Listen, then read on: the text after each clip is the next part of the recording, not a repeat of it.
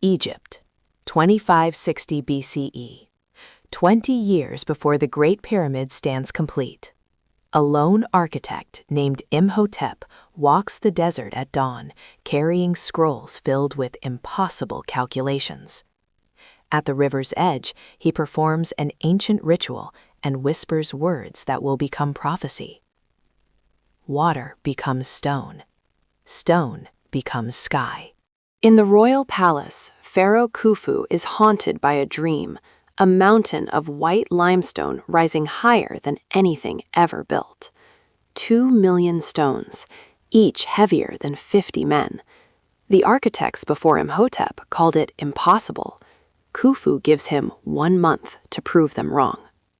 Imhotep's workshop drowns in failed calculations. His daughter Merit sees the flaw.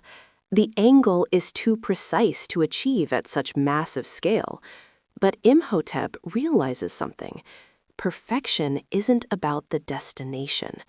What if the pyramid builds itself, he asks, stone by stone, each layer teaching us what the next requires.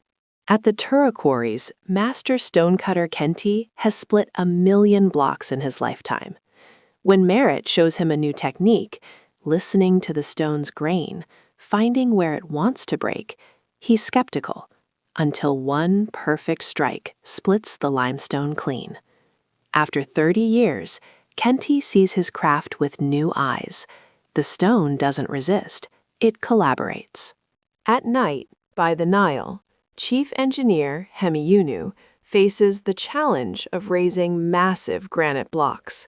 Imhotep proposes using canals and the Nile's floods to float the stones instead of lifting them, turning the river into the key solution to an otherwise impossible task.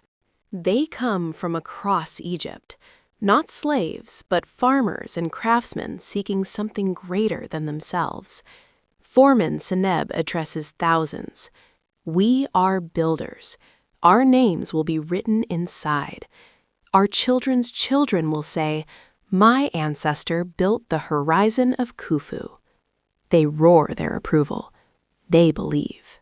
The passage describes the ceremonial placement of the first massive stone on a perfectly aligned foundation, marking the emotional and triumphant beginning of an enormous construction project, with nearly 2 million stones still to be laid.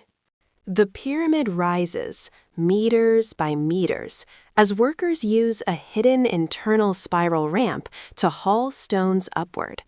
Once construction is complete, the ramps are sealed, leaving the building method a permanent mystery, locked within the pyramid.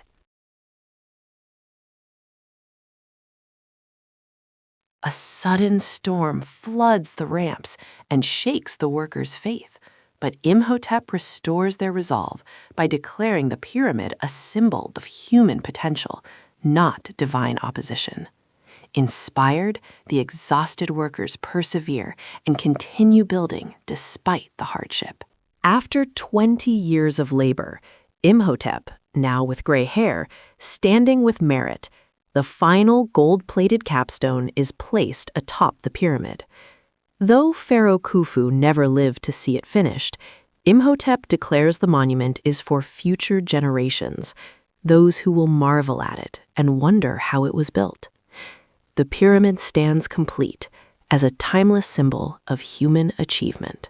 Workers seal the internal ramps inside the Grand Gallery, erasing all evidence of how the pyramid was built.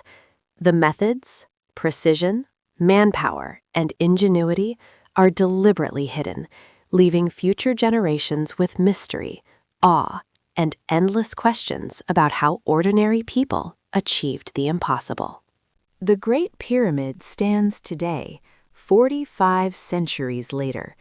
Tourists walk its base. Scholars measure its angles. Scientists debate its construction. But no one truly knows. The builders kept their secret. And in that mystery, we find the most human truth. Some questions are meant to inspire, not to be solved.